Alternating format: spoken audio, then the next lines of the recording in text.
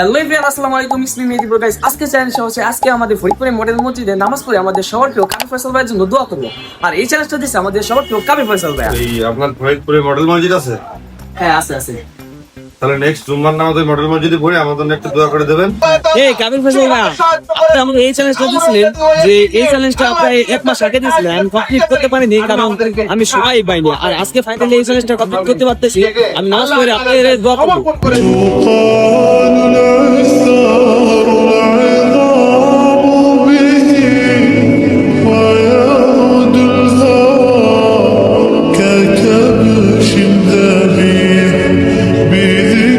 Guys, Kabir Faisal ভাই, আমার challenge complete. আমি নামাজ পড়ে আপনাদের জন্য দোয়া করছি। আর যে দোয়া করছে সেটা তো বলা সম্ভব না, কারণ দোয়া এটা গোপনই রাখা উচিত।